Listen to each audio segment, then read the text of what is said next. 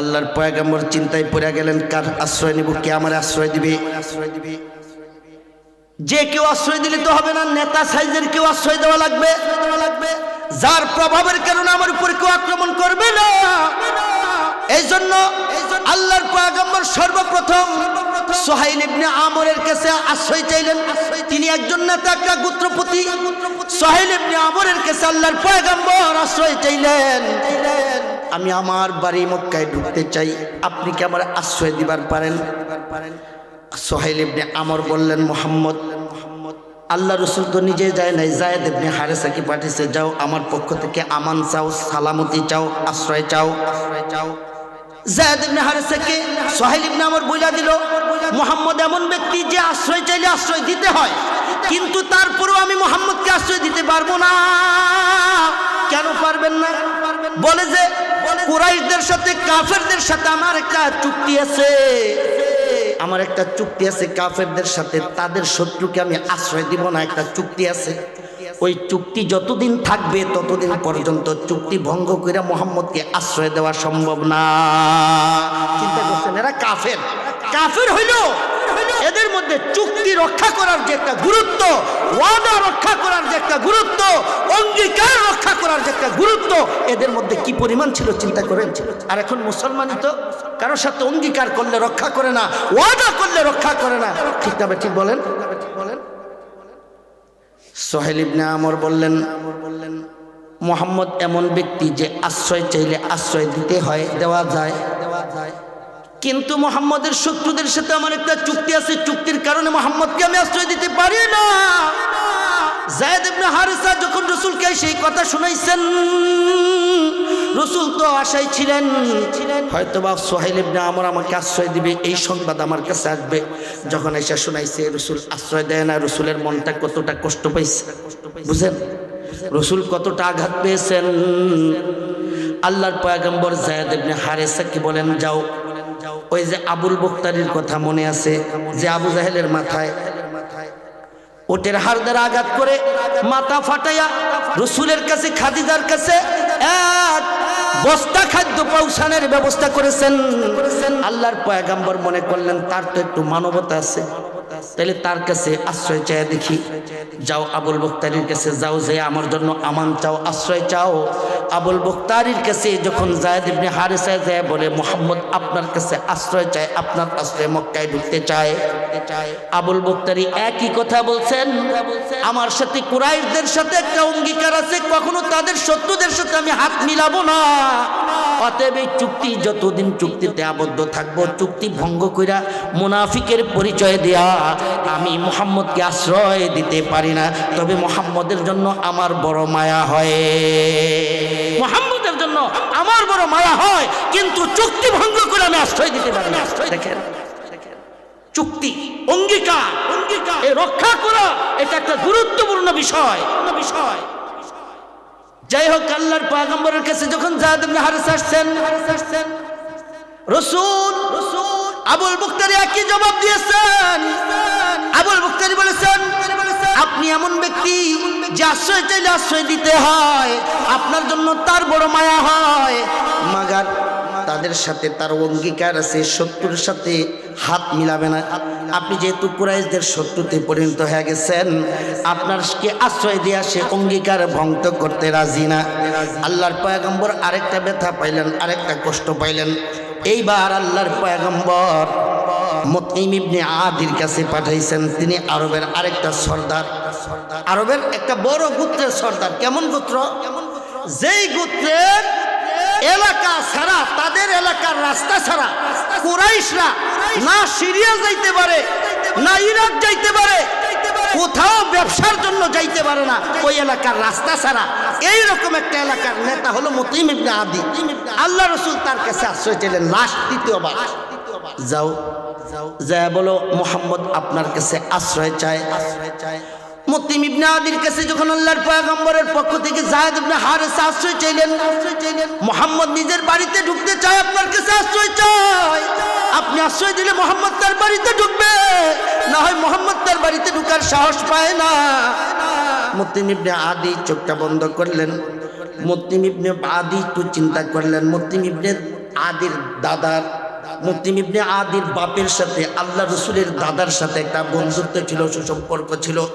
মুতঈম ইবনে আদি বড় দিলদার মানুষ, মুতঈম ইবনে আদি বড় ভালো মানুষ। চিন্তা করলেন যেহেতু মুহাম্মদের দাদার সাথে আমার বাবার একটা সুসম্পর্ক, যদিও স্বজাতির কাছে কোনো পরীক্ষা আমাদের দেওয়া লাগে না, নিজের জাতির কাছে আমাদের কোনো ত্যাগ স্বীকার করা লাগে নাই, কিন্তু ঈমান আর ইসলামের কারণে গোটা বিশ্বের ইহুদি, খ্রিস্টান, বৌদ্ধ অর্থাৎ পুরা কুফরি শক্তিটা মুসলমানদের জাতিগত ধর্মগত শত্রুতে পরিণত হয়ে আছে।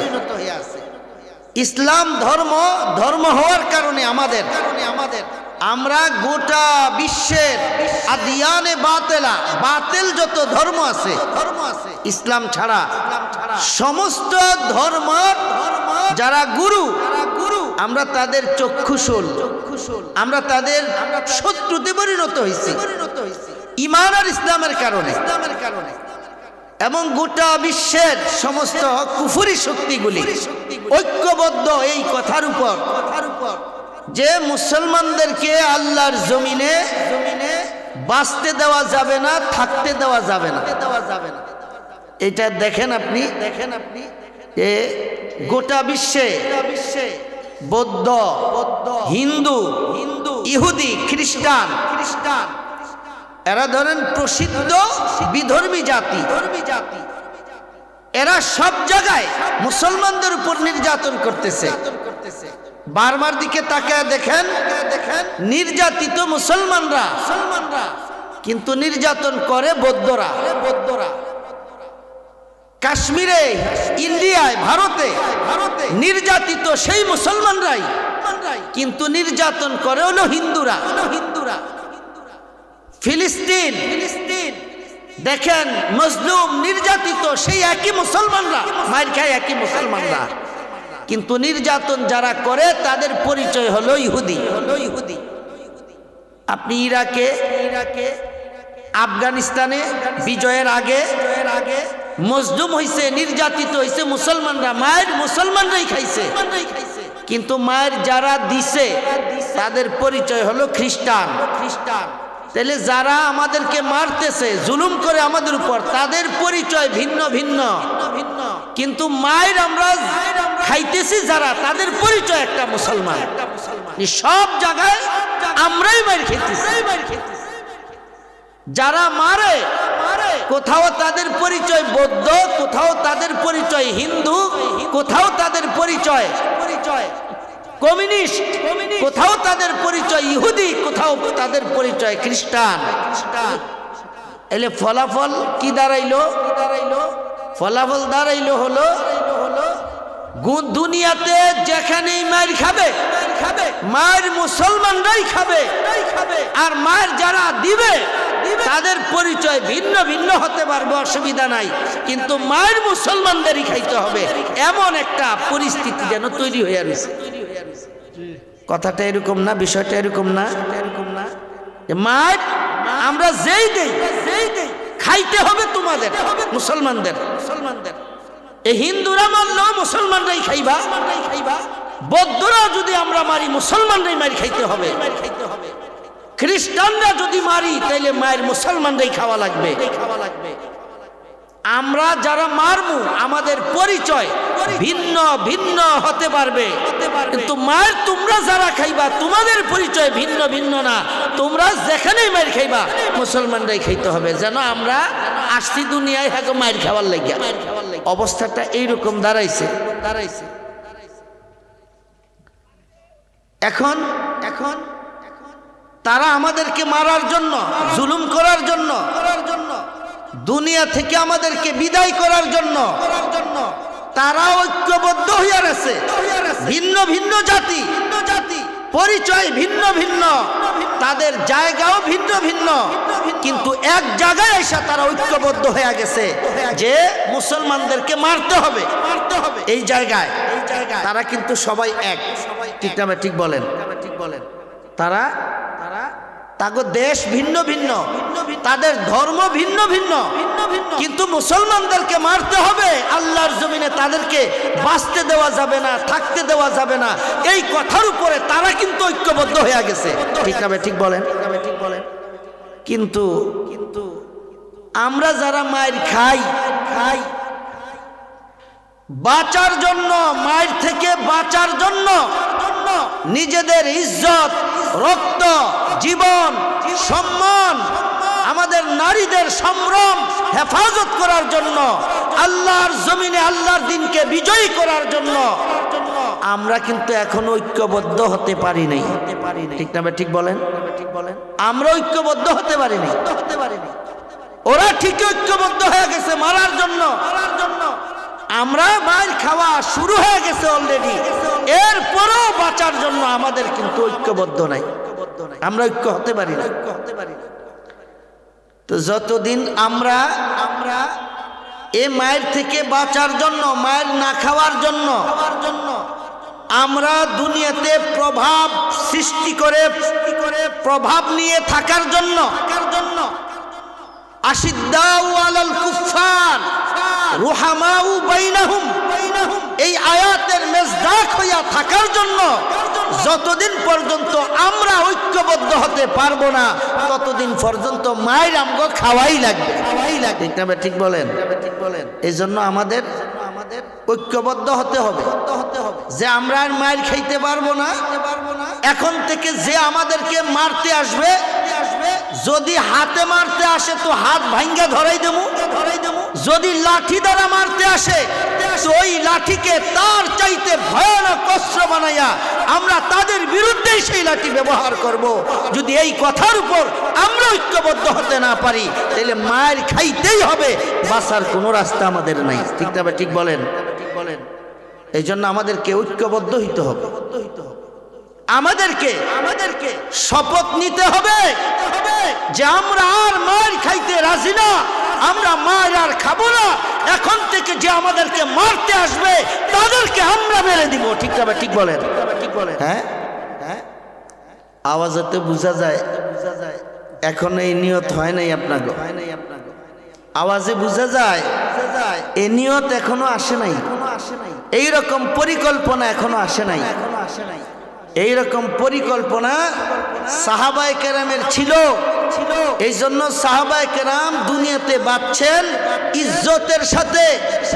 রাজত্ব সাহাবায়ে কেরামের হাতে ছিল, পাওয়ার সাহাবায়ে কেরামের হাতে ছিল, এবং সাহাবায়ে কেরামের এই আদর্শের উপর যে যখন আসছে সে তখন ইজ্জতের সাথে নিরাপত্তার জিন্দেগি যাপন করছে।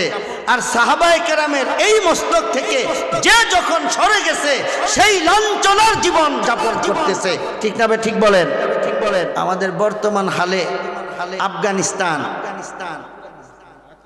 আমাদের বর্তমান হালে পৃথিবীতে আফগানিস্তান একটা রাষ্ট্র, তারা সাহাবায়ে কেরামের এই মেজাজের উপর উঠছে যে না, আমরা মার কেন খাবো, আমরা মার কেন খাবো? আমরা তো আল্লাহর প্রতিনিধিত্ব করি দুনিয়ায়। গোটা দুনিয়ার মালিককে বলেন, জোরে বলেন, গোটা দুনিয়ার মালিককে? আল্লাহ যদি গোটা দুনিয়ার মালিক হয়, আল্লাহর সাথে সম্পর্ক কি তাদের আছে না আমাদের আছে? বলেন কার? আমাদের। আল্লাহর সাথে সম্পর্ক কি তাদের না আমাদের? তাহলে আল্লাহর সাথে সম্পর্ক যদি আমাদের হয় আর আল্লাহ যদি গোটা দুনিয়ার মালিক হয় তাহলে মায়ের আমরা খাবো কেন? কথা বুঝেননি আমার? মায়ের কি আমরা খাওয়ার কথা না তারা খাওয়ার কথা? তারা না খাওয়ার কথা। কারণ দুনিয়া আমাদের আল্লাহ, আল্লাহ আমাদের, আমরা আমাদের আল্লাহ, আর দুনিয়া হলো আমাদের আল্লাহ। তাহলে আমাদের আল্লাহর দুনিয়ায় যদি তারা বাঁচতে হয় আমাদেরকে ট্যাক্স দিয়ে না বাঁচার কথা? কিও আপনার বাপের বাড়ি হইল আপনার বাপ দাদা, তাহলে পৈতৃক সম্পত্তি হিসেবে, ওয়ারিস হিসেবে আপনি মালিক হয়েছেন। এই বাসায় যদি আপনি ছাড়া কেউ থাকতে হয় তো আপনার ট্যাক্স দিয়া ভাড়া দিয়া থাকা লাগবে না? কথা বুঝেন না মনে হয়? কি ফ্রি থাকবে না আপনাকে ভাড়া দিয়া রাজি করে থাকতে হবে? বাসা তো আপনার বাবার ছিল, এখন বাবার প্রতিনিধি হিসেবে বাসা আপনার, বাড়ির মালিক আপনি, অন্য কেউ থাকতে হলে ভাড়া দিয়া থাকতে হবে। কথা বুঝেন না আপনারা? এলে গোটা দুনিয়ার মালিক হইলেন আল্লাহ, আল্লাহর সাথে সম্পর্ক হইল আমাদের। তাহলে আমাদের আল্লাহর দুনিয়ায় কেউ যদি বসবাস করতে হয়, আমরা মুসলমান যারা আছি আমাদেরকে ট্যাক্স দিয়ে থাকতে হবে। এইটা হলো বিধান, এইটা হলো নিয়ম। কিন্তু উল্টা আমরা ট্যাক্স দিয়ে করে থাকা লাগে। কারণ কি? আমরা রাস্তায় নাই, আমরা রাস্তায় নাই, সঠিক পথে নাই। এই জন্য আমাদেরকে সঠিক পথে আসতে হবে। যতদিন পর্যন্ত সঠিক পথে আসতে না পারবো, ততদিন পর্যন্ত এই লাঞ্ছনা, বঞ্চনা, এই অপমান, এই জুলুম আর নির্যাতন আমাদের কপাল থেকে দূর হবে না। কথা বলে ঠিক তবে ঠিক, ঠিক তবে ঠিক। এই জন্য আল্লাহ তাআলা আমাদেরকে একটা দাওয়াত দিচ্ছেন, দাওয়াত। ওই দাওয়াতের মধ্যে আমি পরে যাব। এই দাওয়াতটা কেন দিছেন, এটার একটা কারণ আগে উল্লেখ করি আমি আপনাদের সামনে। বুঝেন? এটা হলো রজব মাস। কি মাস বলেন তো আমার সাথে? কি মাস? রজব মাস। রজব মাস হলো মেরাজুন নবীর মাস। রজব মাস কিসের মাস বলেন না আমার সাথে, বলেন কিসের মাস? মেরাজুন নবীর মাস। তো মেরাজের ঘটনা, ইতিহাস আমাদের তো জানা আছে মোটামুটি, এবং প্রতি বছরই রজব মাস আসলে মেরাজের ঘটনা আমরা দেদারসে বর্ণনা করি, এবং মেরাজের ঘটনার মূল উপাদান থাকে আলোচনার। মেরাজ কেমনে হইল, আর একটা হলো মেরাজ থেকে আল্লাহ রাসূল আমাদের জন্য কি ইবাদত নিয়ে আসলেন, নামাজ। এই দুইটা বিষয়ই আমরা খুব জাঁকজমকভাবে বর্ণনা করি। কিন্তু আমার প্রশ্ন হলো, এই মেরাজ আল্লাহ তাআলা রাসূলকে দিলেন কেন? আর কোন নবীকে মেরাজ দিছেন? কোন নবী আদম আলাইহিস সালাম জান্নাত থেকে আসার পরে ওনারে কি আর আল্লাহ তাআলা উপরে ডাইকা নিছেন? ইব্রাহিম আলাইহিস সালাম আল্লাহর খলিলুল্লাহ ছিলেন, খলিল ছিলেন। ইব্রাহিম আলাইহিস সালামকে আল্লাহ ডাইকা নিছেন। মুসা তো আল্লাহর কালিম ছিলেন, মুসাকে কি আল্লাহ ডাইকা নিছেন? ঈসা তো আল্লাহর রূহ ছিলেন, রূহুল্লাহ, ঈসাকে কি আল্লাহ তাআলা ডাইকা নিছেন? ইসমাইল তো আল্লাহর জবিহ ছিল, জবিহুল্লাহ, ইসমাইল আলাইহিস সালামকে কি আল্লাহ উপরে ডাইকা নিছেন? এত পয়গম্বর, কাউকে আল্লাহ তাআলা উপরে ডাইকা নিলেন না। মেরাজও না, ইসরাও না। আমাদের নবীজিকে মেরাজ আর ইসরায়ে ডাইকা নেওয়ার কি প্রয়োজন ছিল? মেরাজের ঘটনাটা ঘটলো কেন? এই প্রশ্নের জবাবটা হলো আমার আলোচনার বিষয়বস্তু। মনোযোগ দিয়ে শুনি। আল্লাহ রাসূল যখন দুনিয়ায় আসছেন, রাসূল যখন দুনিয়াতে আসে, তখন আরবে ছিল শুধু মূর্তি পূজা, শিরক, পৌত্তলিকতা, মূর্তি পূজা, শিরক, এগুলি ছিল আরবের মধ্যে, বিশেষ করে মক্কায়। মদিনার অবস্থাও এরকমই। তো আল্লাহ রাসূল নবুয়তি পাওয়ার আগ পর্যন্ত 40 বছর পূর্ণ হয়েছে, নবুয়তি পাইছেন। এর আগ পর্যন্ত আল্লাহ রাসূল মক্কার সমস্ত মানুষের কাছে, আবাল বৃদ্ধ বনিতা, যে কোনো ধর্মের মানুষের কাছে আমাদের নবীজি ছিলেন আল আমিন নামে। কি নামে? নাম তো মোহাম্মদ, কিন্তু উপাধি কি ছিল? যেন এইটাই মোহাম্মদের নাম, আল আমিন, আল আমিন, আল আমিন। সবার কাছে খুব বিশ্বস্ত। কেমন বিশ্বস্ত? আল আমিন, যাকে বিশ্বাস করলে কখনো ঠকতে হয় না। আমরা অনেক সময় অনেককে বিশ্বাস করি, কিন্তু বিশ্বাস করে আবার প্রতারিত হই, ঠকি। এরকম আছে না নাই? বিশ্বাস করে একটা কথা বলি, সে কথাটা মানুষের কাছে প্রকাশ করে দেয়, তাহলে আমি প্রতারিত হইলাম না? বিশ্বাস করে একটা জিনিস তার কাছে রাখলাম, সে এটার খেয়ানত করলো, তাহলে আমরা বিশ্বাস করে ঠকলাম না, প্রতারিত হইলাম না?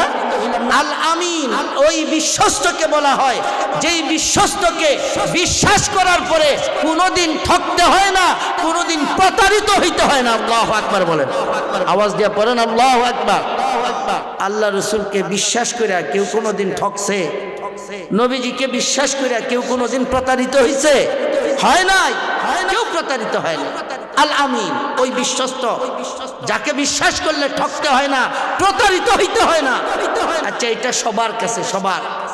কিন্তু যখন রসুল নবুয়ত পাইলেন, দাওয়াত দিলেন, মূর্তি পূজা ছাড়তে বললেন, শিরিক ছাড়তে বললেন, নাস্তিক্যবাদী ছাড়তে বললেন, জাতীয়তাবাদ ছাড়তে বললেন, সমস্ত মতবাদ ইসলাম ছাড়া, আল্লাহর তাওহীদবাদ ছাড়া সকল মতবাদ যখন রসুল ছাড়তে বললেন, তখনই তো রসুল সবার শত্রু হয়েছেন। এর আগে তো কারো শত্রু ছিল? যখন রসুল তাওহীদের দাওয়াত দিলেন, আখিরাতের দাওয়াত দিলেন, রিসালতের দাওয়াত দিলেন, তখন থেকে মোহাম্মদ আর ভালো, মোহাম্মদ আর ভালো নেই। কেউ বলে পাগল, কেউ বলে শায়ের, কবি, কেউ বলে গণক, জাদুকর। এক এক সময় এক একটা বলছে, এরা বলছেনি, বলছে, এটা এদের গালি। পাগল, গণক, জাদুকর, কেমন? কবি, আসলে নবী না, কি কবি, নবী না কবি। এইভাবে বিভিন্ন শব্দে রসুল যে নবী না এটা প্রমাণ করার চেষ্টা করছে, রসুলকে গালি দিছে, কষ্ট দিছে তারা। এক পর্যায়ে রসুল যখন রসুলকে এগুলি থেকে ফিরাইতে চাইছে, যে তুমি আর আমাদের মূর্তির বিরুদ্ধে বলবা না, এ মূর্তি আমাদের জান, আমাদের প্রাণ, আমাদের ঘরে মূর্তি, আমাদের বাইরে মূর্তি, আমাদের পকেটে মূর্তি আছে, এই মূর্তির বিরুদ্ধে তুমি কথা বলো। আমাদের 33 কোটি দেবতা আছে, এই 33 কোটি দেবতায় আমাদের কিচ্ছু করতে পারে না, আমাদেরকে সামলাইতে পারে না। আমরা একটা এদিকে দৌড় দেই, একটা এদিকে দৌড় দেই, আর তুমি 33 কোটি দেবতার পরিবর্তে এক আল্লাহ নিয়ে আসছো, যেখানে 33 কোটি মিলে আমাদেরকে সামলাইতে পারে না। এক আল্লাহর তো হুশই থাকতো নাম করে লইয়া। এটা এদের ধারণা, যেখানে 33 কোটি মিলে আমাদেরকে সামলাইতে পারে না, আমরা ঘরে ঘরে লাইগা যাই, গোত্রে গোত্রে লাইগা যাই, জনম জনম আমাদের এই ঝগড়া, এই মারামারি, হানাহানি চলতেই থাকে, অভাব চলতে থাকে, আমাদের ফিতনা চলতে থাকে। এই 33 কোটি দেবতা মিলে আমাদেরকে আগলায় রাখতে পারে না। তোমার এক খোদার তো হুশই থাকতো না আমগরে লইয়া। কিসের এক খোদার কথা বলো? এগুলি বন্ধ করো। রসুল তো বন্ধ করে নাই, করছে? তাদের কথায় রসুল হকের দাওয়াত দেওয়া, তাওহীদের দাওয়াত দেওয়া বন্ধ করছে? করে নাই। যার কারণে তারা প্ল্যান নিছে যে এইভাবে হবে না, মুহাম্মদ এবং তাকে যারা সাহায্য সহযোগিতা করবে, তার দলের যারা অনুসারী এবং যারা অনুসারী না, তারা মুহাম্মদকে কিন্তু সাহায্য করে, বলে আমরা তাদেরকে বয়কট করলাম। কি করলাম? আমার কথা বুঝেননি আপনারা? নবীকে, নবীর সাথে যারা ছিল মুসলমান এবং নবীর সাথে যারা আত্মীয়তার বন্ধনের কারণে নবীর পক্ষে ছিল, যারা ঈমান আনে নাই, নবীর অনেক গোত্রের অনেক মানুষ রসুলকে সহযোগিতা করত, ঈমান আনে না, কিন্তু গোত্রের মানুষ, মুহাম্মদ বংশের লোক, এই হিসাবে নবীকে সাহায্য করত। এই 3 ধরনের মানুষকে, নবীর সাথে যারা ঈমান আনছে তাদেরকে, আর নবীর গোত্রের যারা নবীকে সাহায্য করে ঈমান না আইনাও, তাদেরকে, এই 3 ধরনের মানুষকে তারা বয়কট করলো এবং তারা মক্কা, তাদের যে বসবাসের জায়গা, সেখান থেকে বের কইরা শিয়াবে আবি তালিবের মধ্যে 3 বছর বন্দী করে রাখছে আল্লাহ রসুলকে। কয় বছর? বলে না, কয় বছর? 3 বছর বন্দী করে রাখছে। এই 3 বছরের ভিতরে মুসলমানদের অবস্থা কি হয়েছে? সাদ ইবনে আবি ওয়াক্কাস রাদিয়াল্লাহু তাআলা আনহু বলছেন, এই 3টা বছর মুসলমানদের এত দুঃখ, এত কষ্ট ছিল, মুসলমানদের উপর এত অত্যাচার হয়েছে যে আমাদের খাদ্য যা ছিল 6 মাসের মাথায় সব শেষ হয়ে গেছে। এরপরে আমরা খাওয়ার জন্য আমরা কখনো খাদ্য পাই নাই, যার কারণে সাহাবায়ে কেরাম, ওই পাহাড়ি একটি গাছ ছিল, এই পাহাড়ে খুব জন্মায়, কিন্তু গাছের নরম যে পাতা আছে, এই পাতাগুলি একটু মিষ্টি মিষ্টি লাগে। এই কিকর গাছ, এই গাছের নরম যে পাপড়ি আছে, নরম যে পাতা আছে, সাহাবায়ে কেরাম বলেন আমাদের খাদ্য ছিল শুধু একমাত্র ভেড়া আর বকরি, যেই কিকর গাছ গাছের পাতা খায়, আগা খায়, ওগুলি খাই আমরা সাহাবায়ে কেরামরা শিহাবে আবি তালিবের 3 বছর জীবনযাপন করছি। এই 3 বছর এইভাবে জীবনযাপন করার কারণে সাহাবায়ে কেরাম বলছেন আমাদের পায়খানাও ছাগলের ভেড়ার পায়খানার মতো গোট গোট গোট গোট হয়ে গেছে। ছাগলের পায়খানা দেখছেন না, ট্যাবলেটের মতো গোট গোট গোট গোট। মানুষও যখন গাছের পাতা খাইয়া জীবন যাপন করছে, মানুষের পায়খানাও ছাগলের ভেড়া বকরির পায়খানার মতো গোট গোট হয়ে গেছে। আপনার নবী, আমার নবী এবং সাহাবায়ে কেরাম ইসলাম আর ঈমান আমাদের কাছে পৌঁছানোর জন্য এই কষ্ট করেছে। শিহাবে আবি তালিবের 3 বছর বন্দী। এই 3 বছরের ভিতরে সাদ ইবনে আবি ওয়াক্কাস বলেন একদিন ক্ষুধার কারণে ঘুম আসতেছিল না এবং আমাদের নারী এবং শিশুদের আর্তচিৎকারে আশেপাশের মানুষ ঘুমাইতে পারতো না। এরপরেও ওই জালিমদের অন্তর গলে না, অন্তর নরম হয় নাই। তারা আমাদের আত্মীয় স্বজনরা আমাদের কাছে খাদ্য নিয়ে আসবে এই রাস্তা বন্ধ করে দিচ্ছে, যে না এদের কাছে কোনো খাদ্য পৌঁছানো যাবে না। কি পরিমাণ মানবেতর জীবন যাপন করছে রাসূল এবং সাহাবায়ে কেরাম, চিন্তা করেন। আল্লাহু আকবার। সাদ ইবনে আবি ওয়াক্কাস রাদিয়াল্লাহু তাআলা আনহু বলেন এই 3 বছরের ভিতরে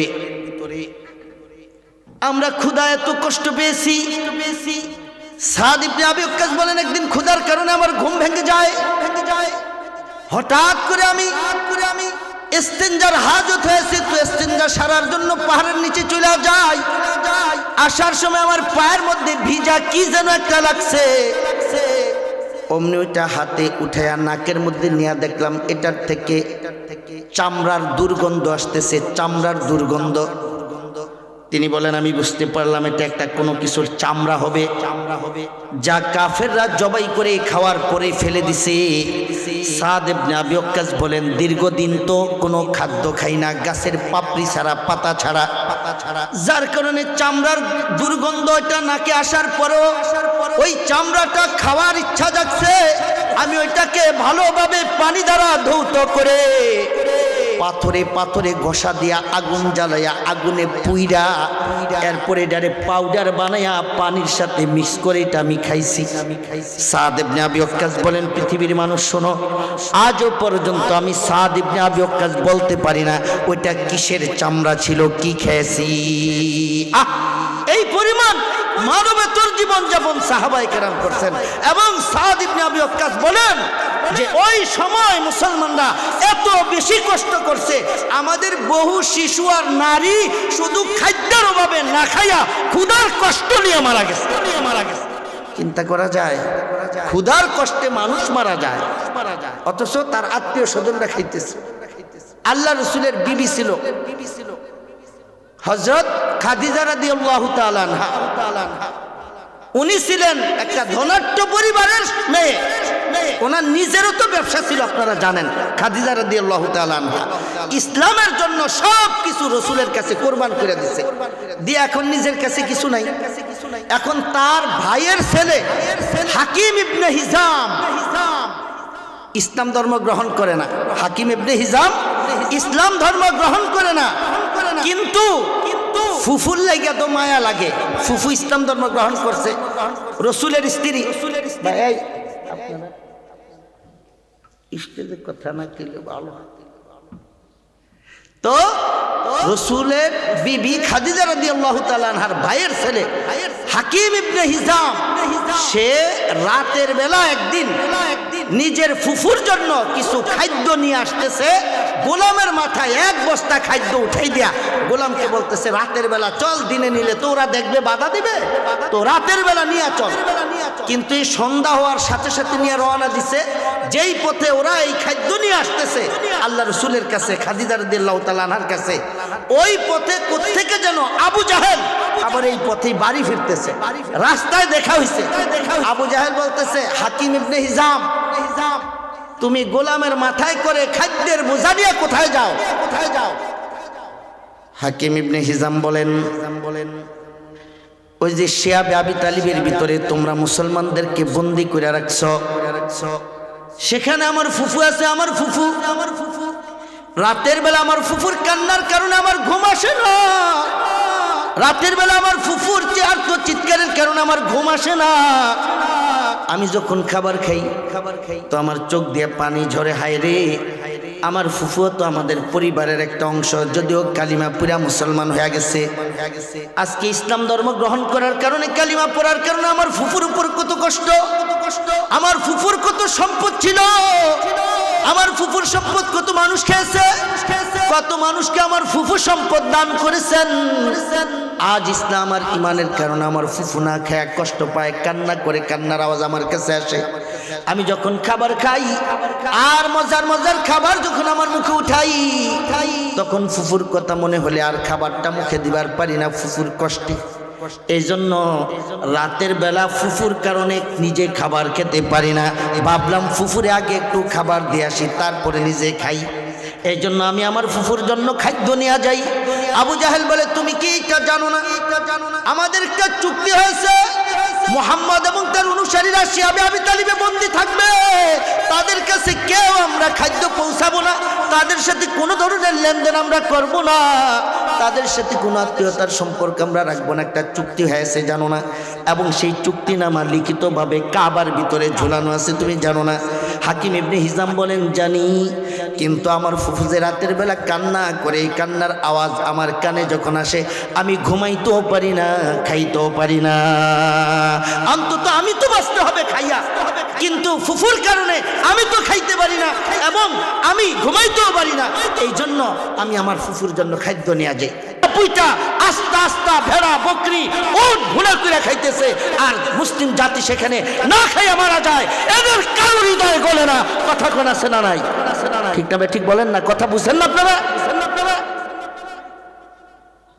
কিন্তু কাফের আবুল মুখতারি কোত্থেকে জানি আসছে, আসার পরে দেখে হাকিম ইবনে হিজাম এবং আবু জাহেল তর্ক লিপ্ত।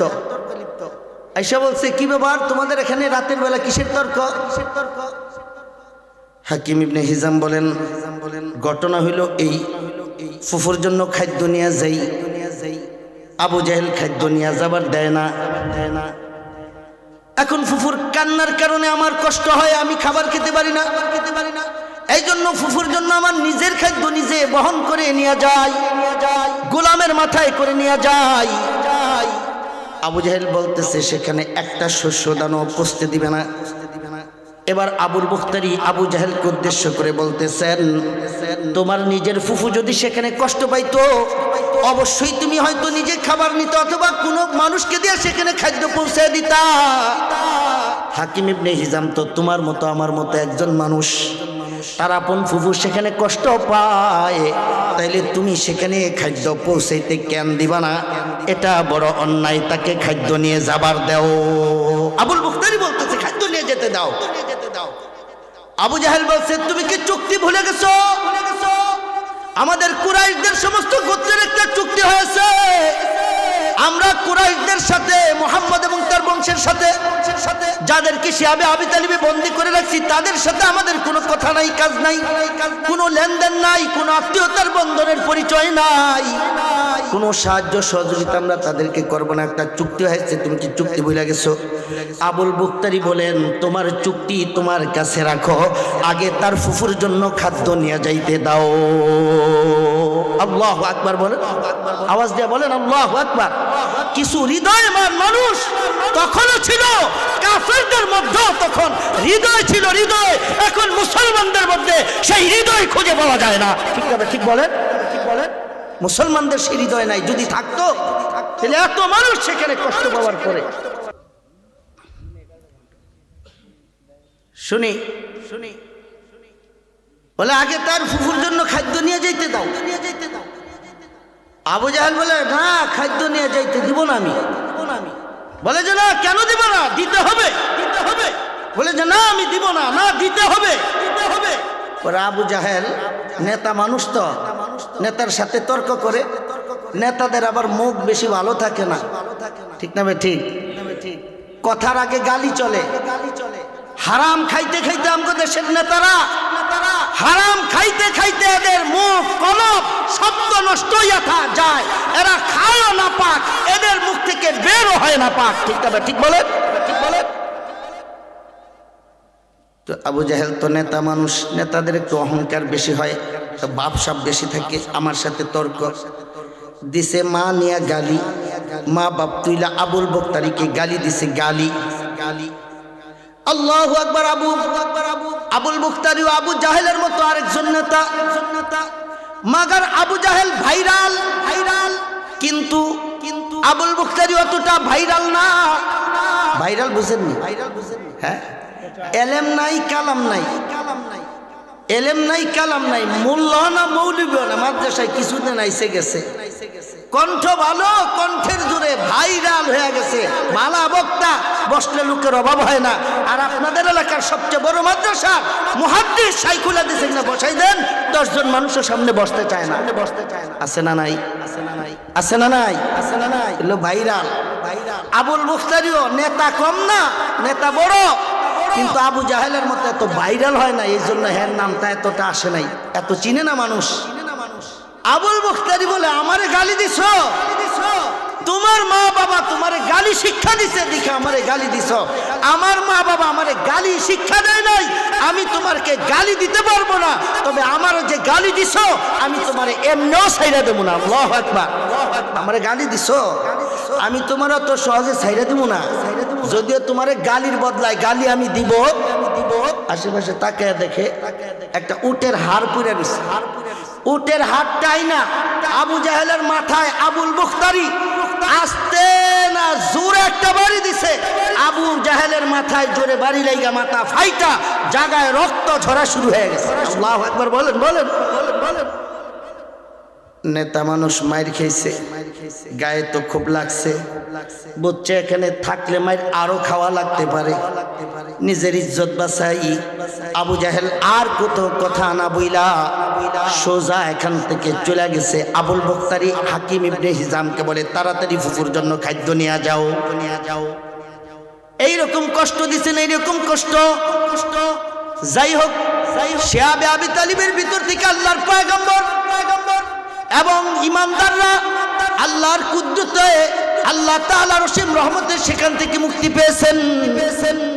একদিন আল্লাহর পয়গম্বর চাচা আবু তালেবকে বলতেছেন, চাচা ওরা যে আমাদের বিরুদ্ধে একটা অঙ্গীকার নামা লিখেছে, আমাদের সাথে লেনদেন করবে না, কথাবার্তা বলবে না, কোনো আয়োজন করবে না, দেখা সাক্ষাৎ করবে না, এমন একটা অঙ্গীকার নামাজে লিখে বাইতুল্লাহর ভিতরে ঝুলায় রাখছে। আল্লাহর পয়গম্বরের মুজিজা হিসেবে জিবরাইল আলাইহিস সালাম রাসূলকে জানাইছে যে ওই শপথ নামাটা, অঙ্গীকার নামাটা আল্লাহর নামে যে শুরু করছে, আল্লাহর নামটা বাদ দিয়ে আর যা লিখেছে সব উই পোকা খাইয়া শেষ করে ফেলাইছে। আল্লাহু আকবার। অঙ্গীকার নামায় যা লিখছে উই পোকা সব খাইয়া ফেলাইছে, কিন্তু এই বিসমিল্লাহি বা বিসমি রব্বিকা বা এইভাবে আল্লাহর নামেই তারা কোনো কিছু শুরু করত। কেমন? তো এই আল্লাহর নামটা ছাড়া আর বাকি যা লেখা আছে সব ওই পোকা খাইয়া শেষ করে ফেলাইছে। তো রসুল চাচাকে বললেন, চাচা বাইতুল্লাহর ভিতরে আমাদের বিরুদ্ধে যে তারা একটা অঙ্গীকার নামা লিখছে, এটা ওই পোকা খাইয়া শেষ করে ফেলাইছে, শুধু আল্লাহর নামটা বাকি আছে। রসুল বলে, এটা কি সত্য? সত্য। আবু তালেব বলে, এটা কি সত্য? রসুল বলেন, হ্যাঁ এটা সত্য। বলে যে এখন দিন, এখন সূর্য উঠেছে, এটা সত্য কিনা চাচা বলেন। চাচা আকাশের দিকে তাকায় বলে, হ্যাঁ সূর্য তো আমি দেখতেছি, দিনও তো আমি দেখতেছি। রসুল বলেন, এই সূর্য উঠাটা আর দিন হওয়াটা যেমন সত্য, আমি যেই খবর আপনাকে দিলাম এটা তার চাইতে বেশি সত্য। আল্লাহু আকবার, আল্লাহু আকবার। আবু তালেব সোজা চলে গেছে হেরমে, যায় দেখেন তারা সেখানে আড্ডা দেয়, খেজুর খায়, গাওয়া খায়, মস্তানি করে, আড্ডা দেয়, রংবাজি করে। আবু তালেব যায় কয়, তোমরা যে অঙ্গীকার নামা লিখছো আমাদের বিরুদ্ধে, আমাদের সাথে কথাবার্তা বলবা না, লেনদেন করবা না, আত্মীয়তার বন্ধন রাখবা না, আমাদের কাছে কোনো খাদ্য পৌঁছাইবা না, পৌঁছতে দিবা না, অঙ্গীকার নামা লিখছো আমাদের বিরুদ্ধে। তোমাদের অঙ্গীকার নামা ওই পোকা খাইয়া সারখার করে ফেলাইছে। তোমাদের অঙ্গীকার নামার নিরাপদ নাই, শুধুমাত্র আল্লাহর নামে যে লিখছো ওই আল্লাহর নামটা বাদ দিয়া সব শেষ, আল্লাহর নামটাই আছে। আবু জাহেল, আবু লাহাব, উতবা, সাইবারা সবাই বলে, না না তা হতে পারে না, বাইতুল্লাহর ভিতর ওই পোকা প্রবেশ করবে এটা আমাদের বিশ্বাস হয় না। আবু তালেব বলে, তাইলে একটা কথা হয়ে যাক, কি যদি মুহাম্মদের কথা সত্য হয়, যদি কথা সত্য হয় তাহলে আমাদের বিরুদ্ধে তোমরা অবরোধ দিয়ে সেটা উঠায় নিবা। আর যদি মুহাম্মদের কথা মিথ্যা হয় তাহলে আমি যে মুহাম্মদ এবং তোমাদের মাঝখানে এসে দাঁড়াই, আমার কারণেই তো মুহাম্মদের গায়ে হাত উঠাইতে পারো না। আমার ভাতিজা মুহাম্মদের কথা যদি মিথ্যা হয়ে যায় তাহলে মিথ্যাবাদীর পক্ষে আমি তোমাদের মাঝখানে আর আইসা দাঁড়াবো না। মুহাম্মদকে তোমরা যা খুশি তাই করো, আমি মাঝখান থেকে সরে যাব যদি মিথ্যা হয়। আবু জাহেল, আবু লাহাব, উতবা, সাইবারা বলে ঠিক আছে তাহলে যা দেখি কি অবস্থা। বাইতুল্লাহর দরজা খুলেছেন, তালা খুলেছে, খুইলা দেখে আল্লাহু আকবার, সরকারে নবী যেই মুজিজা দেখাইছেন, যেই কথা বলেছেন, গোটা অঙ্গীকার নামাটা ওই পোকা খায়া সারখার করে ফলাইছে, কেবলমাত্র আল্লাহর নামটা ঝুলতেছে। এটা দেখা উপস্থিত সবাই বলে তাইলে অবরোধ আল্লাহর পক্ষেই তো শেষ হয়ে গেছে, আমাদের দ্বারা আর অবরোধ চালানোর দরকার নাই। আল্লাহু আকবার। এইভাবে আল্লাহর রহমতে দয়ায় এই অবরোধ থেকে মুক্তি পাইছে। এখন এই অবরোধ থেকে মুক্তি পাওয়া এই 14 দিন বা 16 দিন বা সর্বোচ্চ 1 মাসের বর্ণনা আছে, যে রসুলের যে চাচা আবু তালেব ছিল রসুলকে আগলায় রাখতো, যে চাচার কারণে রসুলের গায়ে কেউ হাত উঠাইতে পারে নাই, সেই চাচার ইন্তেকাল হয়ে যায়। এটা রসুলের জন্য অনেক কষ্টের ছিল এবং রসুলের একটা আশ্রয় শেষ হয়ে গেল, ঠিকানা শেষ হয়ে গেল। তাহলে বাহিরে রসুলকে নিরাপত্তা দিতে পারে এমন আর কেউ রইল না। আচ্ছা, আল্লাহর রসুল একটা কষ্ট পাইলেন যে বাহিরে আমাকে যেই চাচা আগলায় রাখতো, যেই চাচার কারণে কাফেররা আমার গায়ে হাত উঠাইতে পারে না, সেই চাচার ইন্তেকাল। তাহলে বাহিরের পরিস্থিতিটা রসুলের বিরুদ্ধে চলে গেল। সিরতের কিতাবের ভিতর আছে রসুলের চাচা আবু তালেবের ইন্তেকালের অল্প কিছুদিন পর রসুলকে ঘরের ভিতরে যিনি সবচেয়ে উৎসাহ দিতেন, খাদিজাতুল কুবরা রাদিয়াল্লাহু তাআলা আনহা, যেই বিবি রসুল বাহির থেকে পেরেশান হয়ে গেলে বিবি উৎসাহ দিত, রসুলকে সান্ত্বনা দিত। যেই বিবির সান্ত্বনায় আল্লাহর পয়গম্বরের দিলের সমস্ত দুঃখগুলি চলে যায়।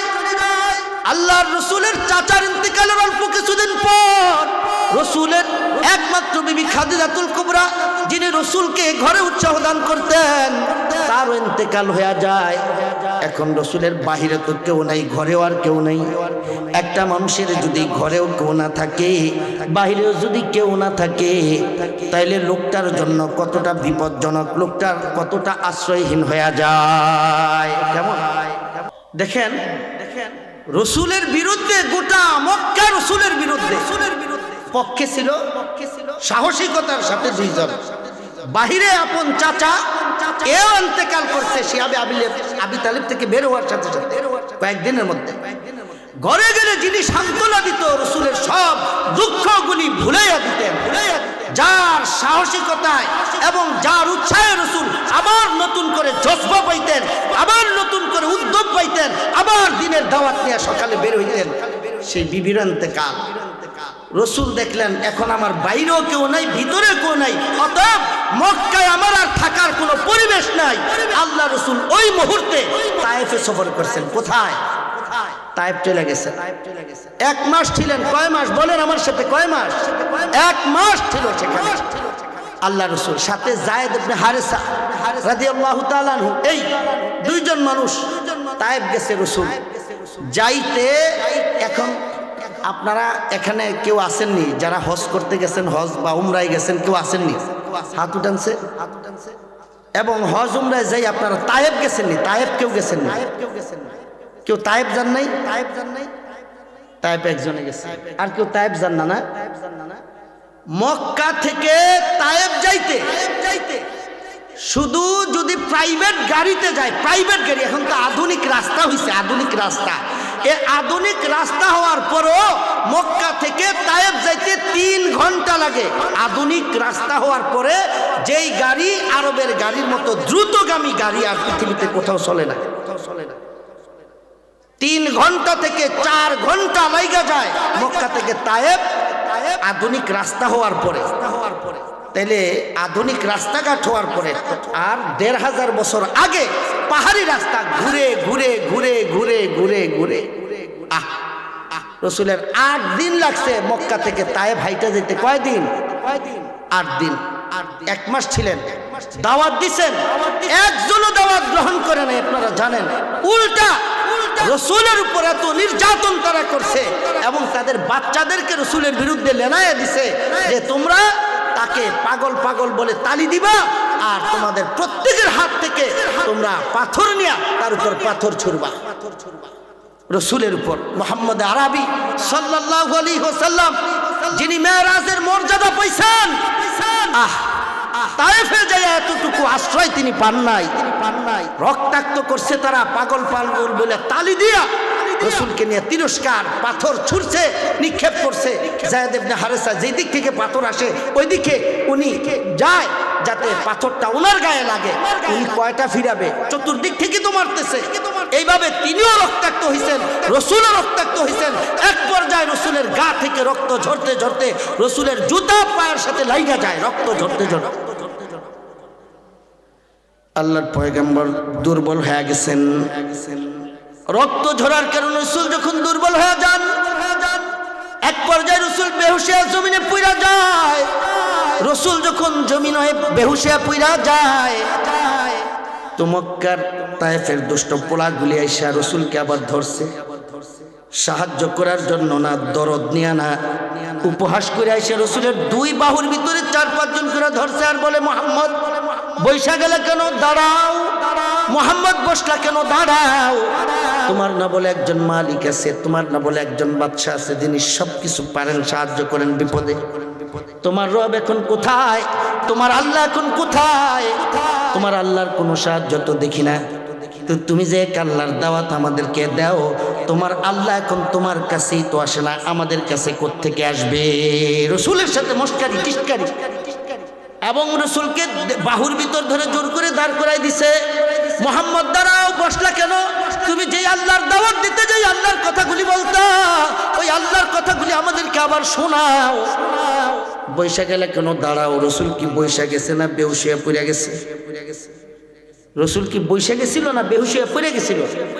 বেহুশ হয়ে পড়ে গেলে যদি বলা হয় তুমি বসলা কেন, এই মস্কারি আপনার নবীকে আমার নবীকে করেছে, তারা রসুলের সাথে তিরস্কার করেছে, উপহাস করেছে, ঠাট্টার বিদ্রুপ করেছে রসুলের সাথে।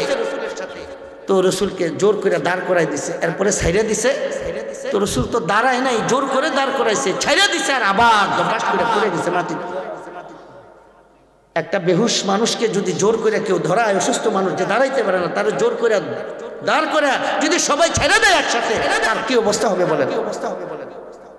আপনি যদি ইচ্ছা করে বসেন, কষ্ট করে ধরে ধরে আপনার মতো করে বসবেন, কিন্তু আপনি ইচ্ছা করে বসেন না, আপনি দুর্বল। আপনাকে যদি একসাথে ছেড়ে দেয় তা আপনার পড়াটা কিভাবে হবে বল?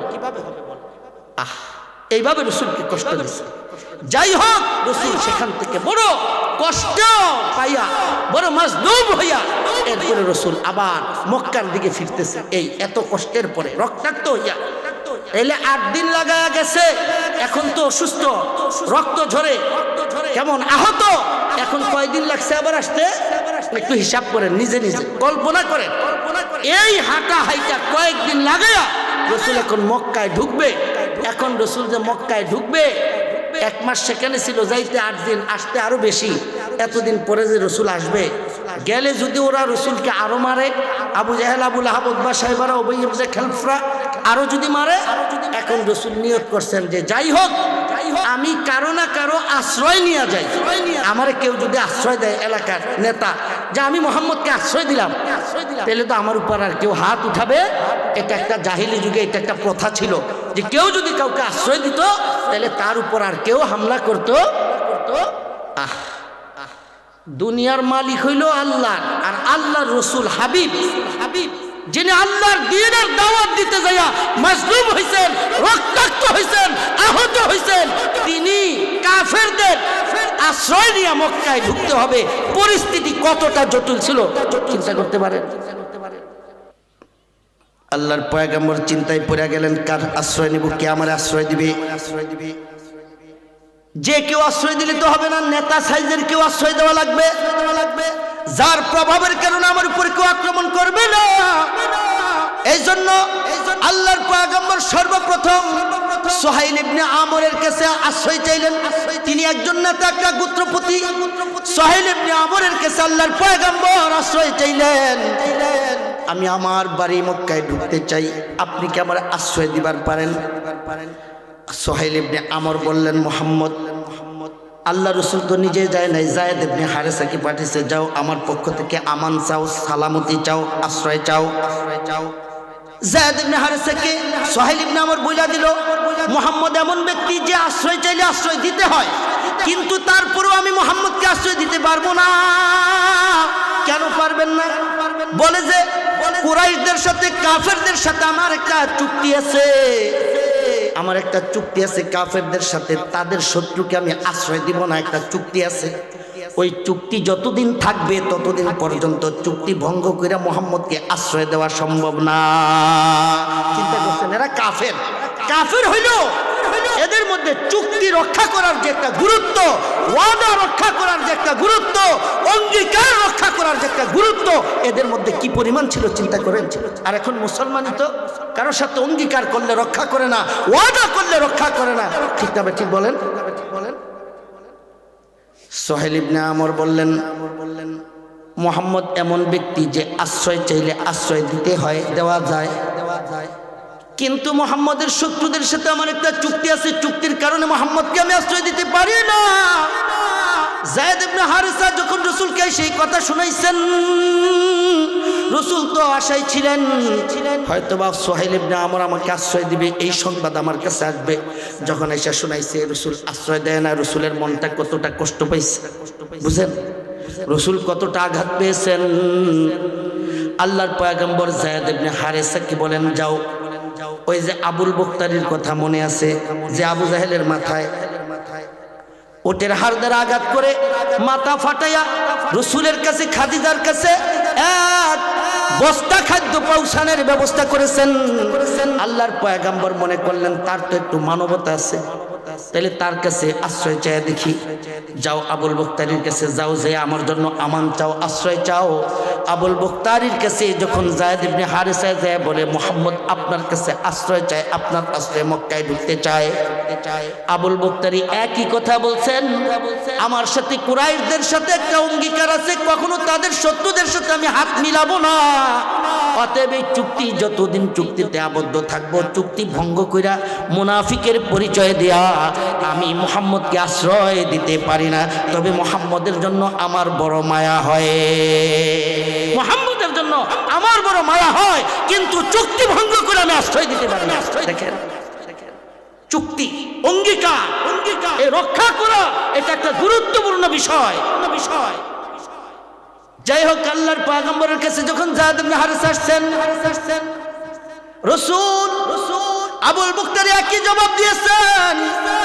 আবুল বক্তারি বলেছেন, আপনি এমন ব্যক্তি যে আশ্রয় চাইলে আশ্রয় দিতে হয়, আপনার জন্য তার বড় মায়া হয়, মাগার তাদের সাথে তার অঙ্গীকার আছে, শত্রুর সাথে হাত মিলাবে না। আপনি যেহেতু কুরাইশদের শত্রুতে পরিণত হয়ে গেছেন, আপনারকে আশ্রয় দিয়ে সে অঙ্গীকার ভঙ্গ করতে রাজি না। আল্লাহর পয়গম্বর আরেকটা ব্যথা পাইলেন, আরেকটা কষ্ট পাইলেন। এইবার আল্লাহর পয়গম্বর মুতঈম ইবনে আদির কাছে পাঠাইছেন। তিনি আরবের আরেকটা সর্দার, আরবের একটা বড় গোত্রের সর্দার। কেমন গোত্র?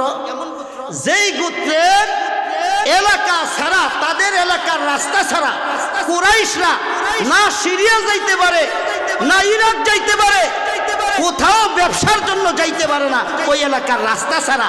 এইরকম একটা এলাকার নেতা হলো মুতঈম ইবনে আদি। আল্লাহ রাসূল তার কাছে আশ্রয় চাইলেন লাস্ট দ্বিতীয়বার। যাও যা বলো, মুহাম্মদ আপনার কাছে আশ্রয় চায়।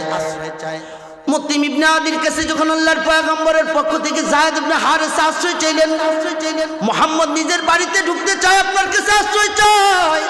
আপনি আশ্রয় দিলে মুহাম্মদ তার বাড়িতে ঢুকবে, না হয় মুহাম্মদ তার বাড়িতে ঢুকার সাহস পায় না। মুতঈম ইবনে আদি চোখটা বন্ধ করলেন। মুতঈম ইবনে আদি একটু চিন্তা করলেন, মুতঈম ইবনে আদির দাদার, মুতঈম ইবনে আদির বাপের সাথে আল্লাহ রাসূলের দাদার সাথে একটা বন্ধুত্ব ছিল, সুসম্পর্ক ছিল। মুতঈম ইবনে আদি বড় দিলদার মানুষ, মুতঈম ইবনে আদি বড় ভালো মানুষ। চিন্তা করলেন যেহেতু মুহাম্মদের দাদার সাথে আমার বাবার একটা সুসম্পর্ক ছিল, ওই সুসম্পর্কের খাতিরে আমি তো মুহাম্মদকে একটু আশ্রয় দিবার পারি। আল্লাহু আকবার বলেন, আওয়াজ দিয়ে বলেন আল্লাহু আকবার। আর একটু ইমানি আওয়াজ দেয়া নবীর মহব্বতে বলেন আল্লাহু আকবার। মুতঈম ইবনে আদি চিন্তা করলেন মুহাম্মদ এমন ব্যক্তি যে আশ্রয় চাইলে যাকে খালি হাতে ফিরানো যায় না, যে আশ্রয় চাইলে যাকে খালি হাতে ফিরাই দেওয়া যায় না, এমন ভদ্র মানুষ, এমন আল আমিন, এমন সত্যবাদী মানুষকে, এবং যার দাদার সাথে আমার বাবার একটা সুসম্পর্ক ছিল, সে আশ্রয় চাইছে, আমি তারে বিপদে ফেলতে পারি না। মুতঈম ইবনে আদি ছিলেন সর্দার মানুষ, নেতা মানুষ, যুদ্ধবাজ। তিনি তার সন্তানদেরকে প্রথম ডাকছেন, আমার সন্তানেরা, মুহাম্মদ ইবনে আব্দুল্লাহ ইবনে আব্দুল মুত্তালিব আমার কাছে আশ্রয় চেয়েছে, নিরাপত্তা চেয়েছে, তোমরা তৈরি হয়ে যাও, যুদ্ধের পোশাক পরে নাও, আমি মুহাম্মদ ইবনে আব্দুল্লাহকে আশ্রয় দিলাম। আওয়াজ দিয়ে পড়েন আল্লাহু আকবার। আর একটু ইমানদারি আওয়াজ দিয়ে বলেন আল্লাহু আকবার। মুতঈম ইবনে আদি বলেন আমি আশ্রয় দিলাম, আমার সন্তানেরা যুদ্ধের পোশাক পরে নাও। সন্তানগুলি, তার নিজের ছেলেগুলি যুদ্ধের পোশাক পরছেন এবং কওমের ভিতরে ঘোষণা করে দিয়েছেন, কওমের যুবকেরা তোমরা যুদ্ধের পোশাক পরে নাও, আমি বাইতুল্লাহ তওয়াফ করতে যাব। আর আমি মুহাম্মদ ইবনে আব্দুল্লাহকে আশ্রয় দিয়েছি, যদি আমার আশ্রয়ের পরে কুরাইশবাসী মুহাম্মদের উপর আঘাত করে, তাইলে তরবারি দ্বারা ফয়সালা হবে, মুহাম্মদকে একা ছেড়ে দিব না। আল্লাহু আকবার। মুহাম্মদকে একা ছাড়বো না, মুহাম্মদ আশ্রয় চেয়েছে, আমি আশ্রয় দিলাম। মুতঈম ইবনে আদির সন্তানরা তৈরি হয়ে গেছে, যুবকরা যুদ্ধের পোশাক পরে তৈরি হয়ে গেছে। মুতঈম ইবনে আদি যায়েদ ইবনে হারিসার সাথে রাসূলের কাছে আসছে, আয়েশা রাসূলকে নিয়ে কয় চলেন তাহলে এক উসিলায় দুইজন একসাথে বাইতুল্লাহটা একটু তওয়াফ করি। আল্লাহু আকবার। মুতঈম ইবনে আদি আল্লাহর পয়গম্বরকে নিয়ে তার সন্তানদেরকে সশস্ত্র অবস্থায় যুবকদেরকে সহ নিয়ে চলে গেছেন। কোথায়? মুতঈম ইবনে আদি বাইতুল্লাহ চলে গেছে রাসূলকে নিয়ে, যে দেখে সেখানে বড় বড় নেতা যা আছে সব বাইতুল্লাহ আড্ডার জায়গায় থাকে, কারণ সারা পৃথিবী থেকে মানুষ উমরা করার জন্য আসে, তওয়াফ করার জন্য আসে। এখানে থাকলে তো সবার লোকে সাক্ষাৎ হয়, সারা হইল আরবের নেতা, তো সবাই সাথে একটা সালাম টালাম দেয় হেবাটা করে, এটা হেবাটাকে খুব ভালো লাগে। আম করে সালাম দেয়, জিজ্ঞেস করে বড় ভাই ভালো আছেন, আপনারা আপনাকে দেশে আইছি। এটা নেতা মানুষ তো, এটা মজা লাগে, এই জন্য সারাদিন এখানে আড্ডা দেয়। তো এখানে আড্ডা দিতেছে মুতঈম ইবনে আদি সশস্ত্র অবস্থায় বাইতুল্লাহ তওয়াফ করার জন্য সশস্ত্র অবস্থায় ঢুকছে, আল্লাহ রাসূলকে সামনে রেখে। আল্লাহু আকবার বলেন মিয়া।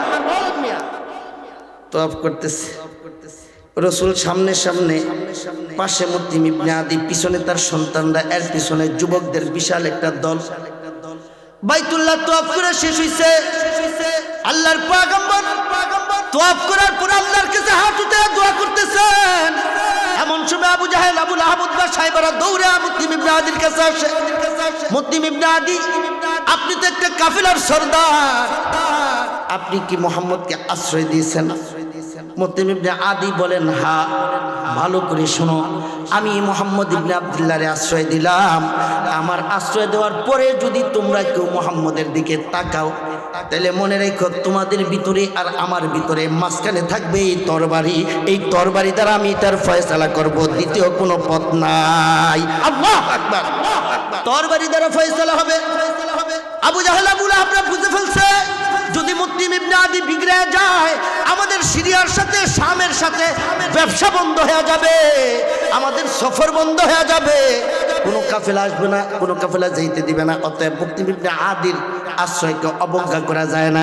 বলে বড় ভাই, আপনি আশ্রয় দেওয়া আর আমরা দেওয়া তো একই কথা, সুর একটু নরম হয়েছে। আপনি আশ্রয় দেওয়া যেই কথা, আমরা আশ্রয় দেওয়া একই কথা। অতএব আপনি আশ্রয় দিচ্ছেন, আমরা আশ্রয় মেনে নিলাম। তবে মুহাম্মদকে অনুরোধ করে যান, সে যাতে আমাদের দেবতাদের বিরুদ্ধে কিছু না বলে, এক আল্লাহর বিরোধিতা যেন না করে। সে যাতে কোনো মানুষকে, আমাদের যারা মূর্তি পূজায় আমরা লিপ্ত আছি, মূর্তি আমাদের মাবুদ, এদের বিরুদ্ধে যাতে কিছু না বলে। মুতঈম ইবনে আদি বললেন, মুহাম্মদ শুনছেন তো, আপনি দয়া করে এরা যেহেতু ওইটার ইবাদত করে, আপনি এদের তার বিরুদ্ধে কিছু বলার দরকার নাই, আপনি আপনার বাড়িতে যান, আমি আশ্রয় দিচ্ছি। আল্লাহ রাসূল গেলেন, যাওয়ার পরে আবু জাহেল আবু লাহাব যেই কাজটা এখন নতুন করে করছে সেটা হলো মক্কার আশেপাশে যারা আছে কাউকে আল্লাহ রসুলের সাথে কথা বলতে দেয় না, নিষেধ করে দিছে। খবরদার, আশ্রয় দিছে ঠিক আছে, কিন্তু কেউ মুহাম্মদের সাথে কথা বলতে পারবে না। যদি কেউ তোমরা মুহাম্মদের সাথে কথা বলো, মুহাম্মদকে যেহেতু আশ্রয় দিছে, মুহাম্মদকে তো কিছু করতে পারবো না, তবে তোমাদের কল্লা থাকবে না। এখন এই ভয়ে কেউ রসুলের সাথে কথা কয় না। আচ্ছা বলেন, আপনি আপনার বাড়িতে একা, চাচা নাই, আপনার ঘরে বিবিও নাই, মারা গেছে, তাহলে ঘরেও কথা বলার কেউ নাই, আপনি একা নিরিবিলি ঘরের ভিতর আপনি কয়দিন থাকতে পারবেন বলে? আপনি বের হইলে আত্মীয় স্বজন কেউ সাক্ষাৎ করে না, আত্মীয় স্বজন কেউ আপনার সাথে কথা বলে না। ভাই, এটা তো বাইচা থাকার থেকে মইরা যাওয়া আরো ভালো না? আরো ভালো না? এরকম পরিস্থিতিতে কেউ কথা বলে না। দেখা হয় রসুল, দেখা হইলে আপনার সাথে দেখা হইলো, আপনি কথা বললেন না, কেমন কষ্টটা পাবে? একটা জিনিস চাইলো, প্রশ্ন করলো, আপনি উত্তর দিলেন না, এটা একটা মানুষের জন্য কত বড় অপমান, কত বড় কষ্ট, একটা মানুষের জন্য কত বড় আঘাত। এইভাবে রসুলকে আঘাত দিচ্ছে। বেশ কিছুদিন হয়ে গেছে রসুলের সাথে কেউ কথা বলে না।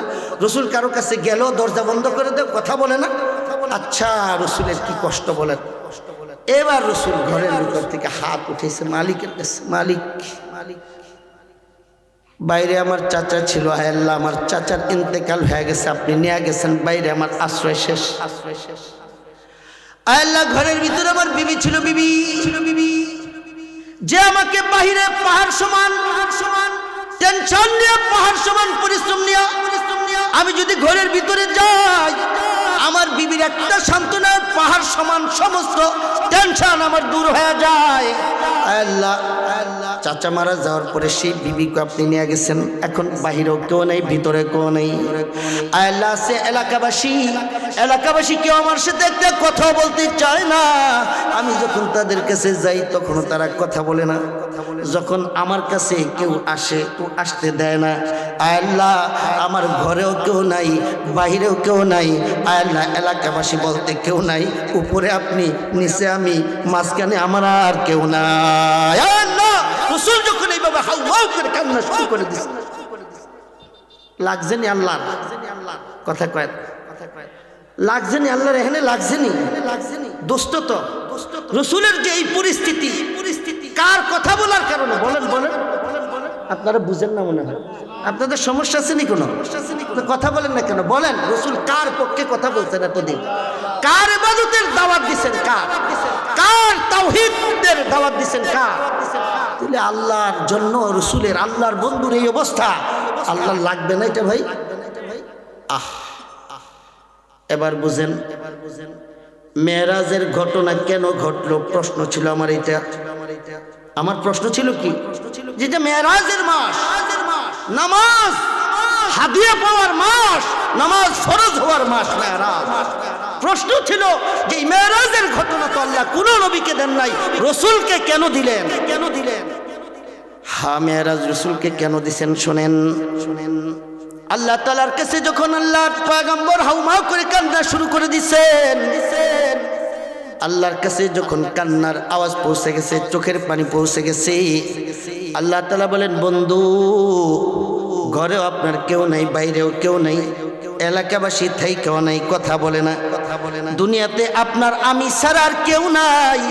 আয় হাবিব, যখন দুনিয়াতে আমার কোনো বান্দার আমি ছাড়া আর কেউ থাকে না, তখন আমি আমার বান্দার জন্য আগে আসি, বান্দাকে আমার কাছে নিয়ে আসি। আল্লাহু আকবার। রাসূল, আপনার ঘরে বাইরে কেউ নাই, এলাকাবাসী কেউ নাই, কেউ কথা আপনার সাথে বলে না। হ্যাঁ নবী, আপনার সাথে কেউ কথা বলার দরকার নাই, আমি আল্লাহ তো আছি, আমি কথা বলবো, আসেন আমার বাড়িতে আসেন। আল্লাহু আকবার বলেন না? রসুলকে তো কারো ঘরে যেতে দেয় না, রসুলের ঘরেও কাউকে আসতে দেয়? তো যেহেতু আপনাকে কোথাও যাইতে দেয় না, আপনার কাছেও কাউকে আসতে দেয় না, তো আপনি কারো ঘরে যাওয়া লাগবে না, আপনি আমি আল্লাহর বাড়িতে আসেন, আমার কাছে আসেন। এই হলো মেরাজ। আল্লাহু আকবার বলেন। রসুলকে সান্ত্বনা দেওয়ার জন্য, রসুলকে কাছে বসাইয়া দুঃখগুলি ভুলাই দেওয়ার জন্য আল্লাহ তাআলা এই মেরাজ দান করছেন। রসুল আসেন, যখন দুনিয়াতে কেউ থাকে না তখন আমি আল্লাহ থাকি, আমার কাছে আসেন। এই হলো মেরাজ। বুঝে আসছে তো? এই হলো মেরাজ। এখন এটা তো রসুলকে সান্ত্বনা দেওয়ার জন্য নিয়ে গেছে। কিন্তু রসুলের উপর যে জুলুম হয়েছে, অন্যায় হয়েছে, অত্যাচার হয়েছে, যারা অত্যাচার করছে, যারা জুলুম করছে, যারা জালিম, তাদেরকে শিক্ষা দেওয়ার দরকার আছে না নাই? কথা বলে না, তাদেরকে শিক্ষা দেওয়ার দরকার আছে না নাই? আমরাও তো এই কাজটা করি। আমাদের কোনো আপনজনকে যদি কেউ মারে আর কান্না করে আমাদের কাছে আসে, আমাদের সন্তান, আমাদের ছোট ভাই হাউমাউ করে যদি কান্না করে, তাহলে আমরা প্রথমত তারা একটু সান্ত্বনা দিই। প্রথমত তারা আমরা কি দেই? সান্ত্বনা দিই, মাথায় হাত বোলাই, কে মারলো তোমাকে, কেন মারলো, অসুবিধা নাই, তুমি কান্না করো না, এটা আমরা দেখবো। আমরা তারা একটু প্রথমে কি দেই? সান্ত্বনা দেই। তো তাকে শান্ত করার পরে যারা তার উপর অন্যায় করলো, তারে মারলো, তারে পিটাইলো, তার চোখের পানি ঝরাইলো, তার রক্ত ঝরাইলো, তার হাত ভেঙে দিল, তাদের উপরে আমাদের মেজাজটা একটু গরম হয়নি? কথা বলেন, গরম হয়নি? এবং একটা প্রতিশোধ নেওয়ার মতো একটা স্পৃহা তৈরি হয় কিনা? আল্লাহু আকবার। আল্লাহ তাআলার তো দিল আছে।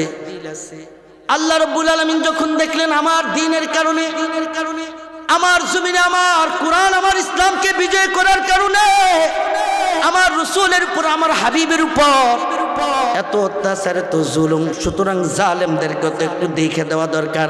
আল্লাহর পয়গম্বর বললেন, রসুল অসুবিধা নাই, আপনি ধৈর্য ধারণ করেন, আপনি সবর করেন। রসুলকে পাশে বসে উৎসাহ দিলেন, নামাজ দিলেন। আর আল্লাহর রসুল যখন আসলেন, আল্লাহ তাআলা সর্বপ্রথম রসুলকে দুশমনদেরকে বিদায় করার জন্য, দুশমনদেরকে শায়েস্তা করার জন্য আল্লাহ তাআলা মুসলমানদেরকে এই সর্বপ্রথম জিহাদের অনুমতি দিলেন। কিসের অনুমতি? তোমাদের মাইকে কি সমস্যা? তুমি হাত দিছো মাইকের মধ্যে না? আলোচনা এখানে শেষ। আমি এতক্ষণ আলোচনায় দুইটা জিনিস বুঝাই আপনাদেরকে। একটা হলো এই মেরাজের মাসে আমরা তো মেরাজের ঘটনা খুব আলোচনা করি এবং নামাজের আলোচনা করি যে আমরা নামাজ পাইছি এই মাসে। এখন আমার প্রশ্ন ছিল, মেরাজের ঘটনা আল্লাহ কেন ঘটাইলেন? মেরাজের ঘটনা আল্লাহ তাআলা ঘটাইছেন আল্লাহ রসুলকে সান্ত্বনা দেওয়ার জন্য। যখন রসুলের দুনিয়াতে রসুলের আর কেউ ছিল না, রসুলকে সান্ত্বনা দেওয়ার, কথা বলারও কোনো লোক ছিল না, আল্লাহ তাআলা বলেন, হাবিব আসেন, আপনার সাথে আমার কথা হবে, কেউ কথা বলা না বলুক, আমি আল্লাহ আপনাকে পাশে বসাইয়া আপনার সাথে কথা বলবো। আল্লাহু আকবার। এই হলো মেরাজ। দ্বিতীয়ত জালিমদেরকে শাস্তি দেওয়ার জন্য, যারা রসুলের উপর জুলুম করেছে তাদের যাতে একটা রফা দফা হয়, আর কখনো মুসলমানদের উপর হাত উঠানোর, জুলুম করার দুঃসাহস দেখাইতে না পারে। এতদিন পর্যন্ত জিহাদের অনুমতি দেয় না, আল্লাহ তাআলা জিহাদের অনুমতি দিয়ে দিয়েছেন। আল্লাহু আকবার। উযিনা লিল্লাযিনা ইউকাতালুনা বিআন্নাহুম যুলিমু ওয়া ইন্নাল্লাহা আলা নাসরিহিম লাকাদির। আল্লাহু আকবার বলেন। এটা হলো জালিমদেরকে শিক্ষা দেওয়ার জন্য। অতএব যতদিন পর্যন্ত এই জিহাদের উপর গোটা মুসলিম উম্মাহ না আসবে, যতদিন পর্যন্ত এই জিহাদি সবকের উপর, এই জিহাদি আমলের উপর উম্মত যতদিন পর্যন্ত না আসবে, জিহাদের জন্য উম্মত যতদিন পর্যন্ত না জাগ্রত হবে, আল্লাহর কসম মুসলমানদের উপর থেকে জালিমদের তরবারি আর জালিমদের লাঠি এটা দূর হবে না, দূর হবে না। ঠিক তবে ঠিক বলেন। আমাদের পূর্বপুরুষরা সাহাবায়ে কেরাম আল্লাহর পক্ষ থেকে জিহাদের অনুমতি পাওয়ার পরে জিহাদে নেমে গেছেন। আলহামদুলিল্লাহ। মুসলমানদের এরপর থেকে আর মার খাওয়া লাগে নাই। ঠিক তবে ঠিক। এরপরে শুধু মুসলমানরা মারছে, যে মারতে আসছে তারে মারছে, আল্লাহু আকবার, ইজ্জতের সাথে জীবন যাপন করছে, আর মার খাওয়া লাগে নাই। ঠিক তবে ঠিক বলেন। এটা ঘটনা প্রমাণ করে যে আমরা যদি আজও গোটা বিশ্বের মুসলমান যদি ফিলিস্তিনের পক্ষে বলেন, বার্মার মুসলমানদের পক্ষে বলেন, আর কাশ্মীরের মুসলমানদের পক্ষে বলেন, মুসলমানরা যেখানে নির্যাতিত হবে সেই নির্যাতিত মুসলমানদের পক্ষে যদি গোটা বিশ্বের মুসলিম উম্মাহ জিহাদের উপর ঐক্যবদ্ধ হয়ে যায়, মুসলমানদের উপর হাত উঠাইতে পারে, এমন হাত আল্লাহর জমিনে থাকবে না। কথা বলেন ঠিক না ঠিক?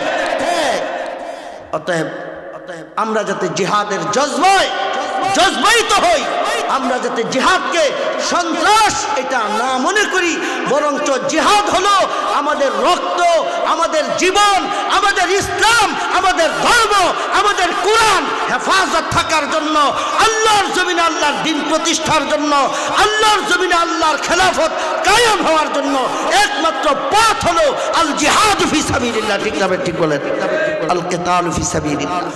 আল্লাহ তাআলা আমাদের সবাইকে এই কথাগুলি বুঝা এবং এর উপর আমল করার আল্লাহ তৌফিক দান করেন। সম্মানিত মুআজ্জাজ হাজিরিন, এটা একটা মাদ্রাসার পক্ষ থেকে মাহফিল। আপনারা জানেন যে আমাদের দেশের মাদ্রাসাগুলি সরকারের অনুদান ছাড়া